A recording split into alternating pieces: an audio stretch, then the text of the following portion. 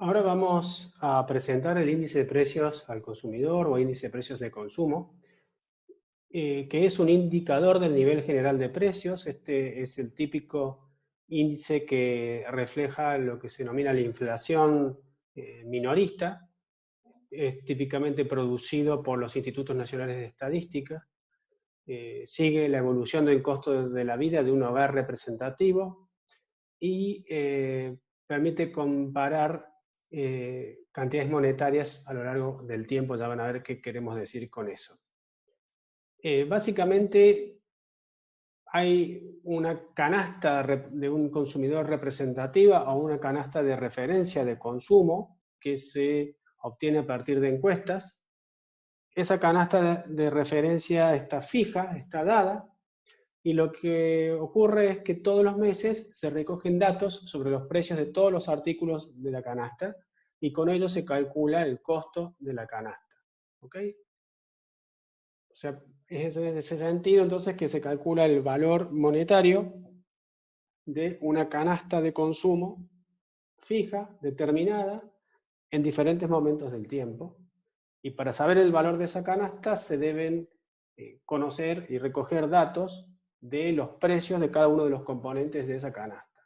A partir de eso, entonces, el índice de precios al consumidor se obtiene para cualquier mes como el costo de la canasta de ese mes dividido el costo de la canasta en el periodo base o periodo de referencia multiplicado por 100. O sea, es un índice de precios.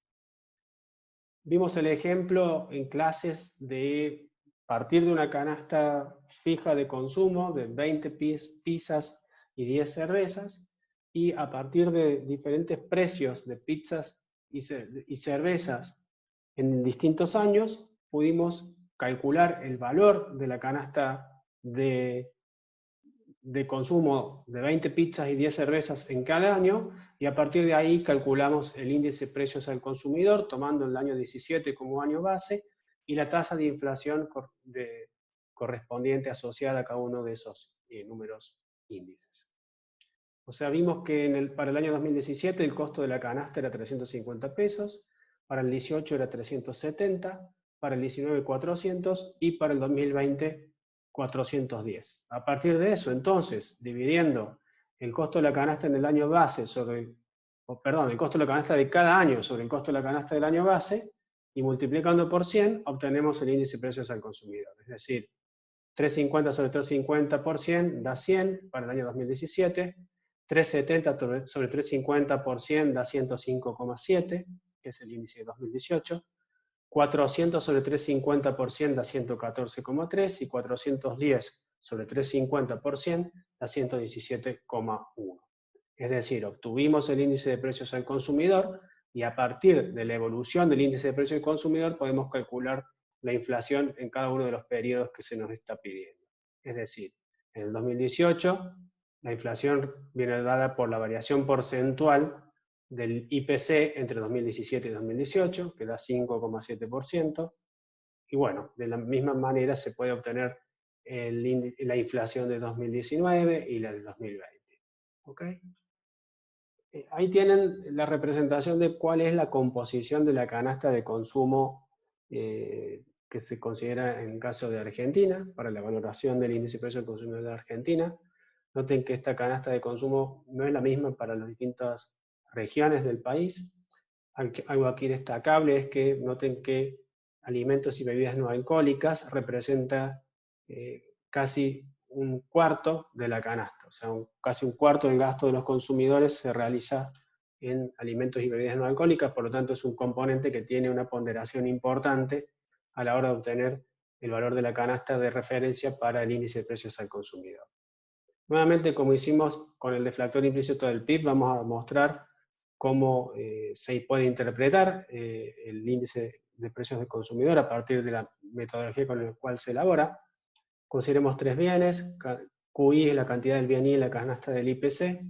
Noten que esta cantidad es fija, no depende del tiempo.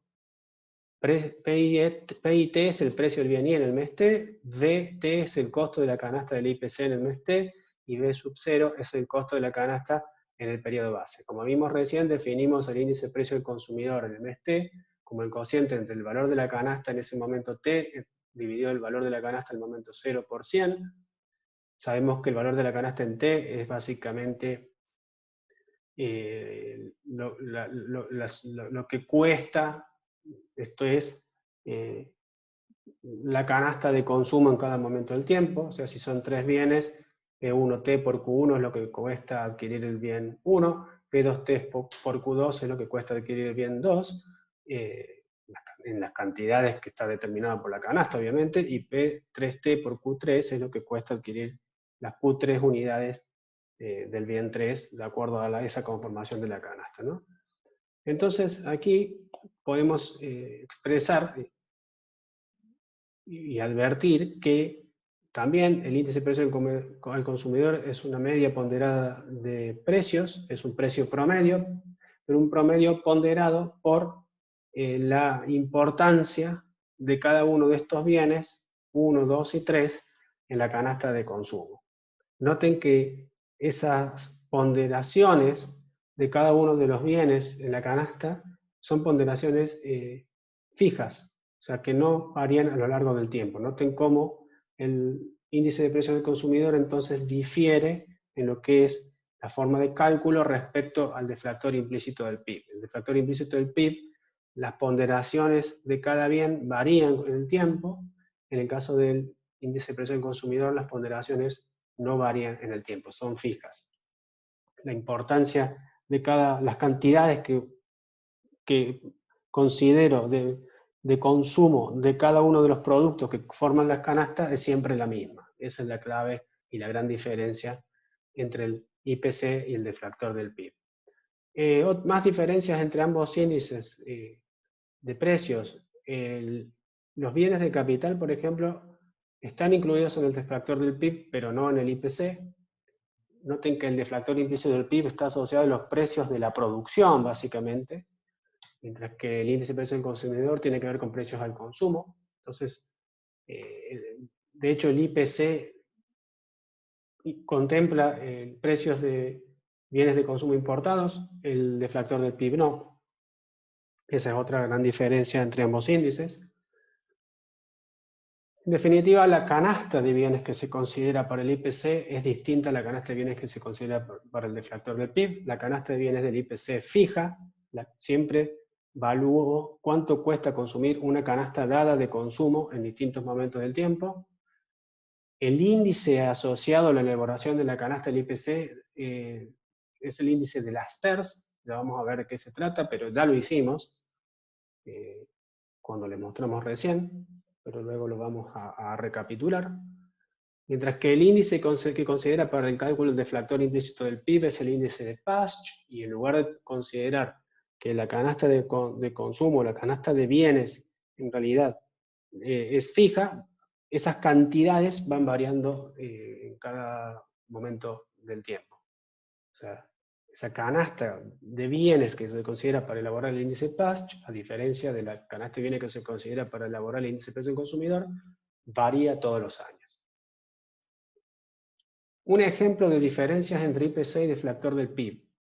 Supongan el caso en que se pierde la cosecha de naranjas en un año y por lo tanto la producción de naranjas cae casi a cero. Al mismo tiempo, ante esa caída en producción y esa escasez de naranjas, el precio de las naranjas aumenta de manera importante. Supongan esa situación. ¿Qué efectos tiene este suceso, estos dos eventos, en el deflactor del PIB y en el IPC? Bueno, en el deflactor del PIB, este evento puede que tenga un impacto pequeño. ¿Por qué? Porque al caer la producción de naranjas, el peso de la producción de naranjas y por lo tanto la ponderación de las naranjas en el cálculo del deflactor del PIB va a caer. Entonces, el impacto de ese incremento de precio va a ser limitado en el deflactor del PIB.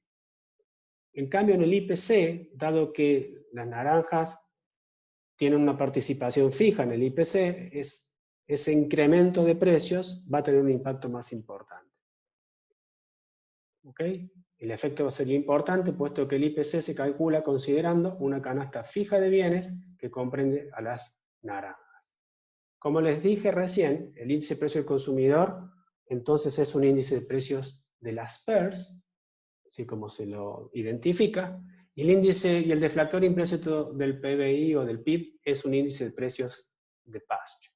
Vamos a cortar aquí este video y en el siguiente video vamos a resumir en términos metodológicos cómo se calcula el índice de precios de las PERS y cómo se calcula el índice de precios de Pasch y cómo se puede interpretar en términos económicos ambos índices. Con eso entonces cortamos y luego seguimos.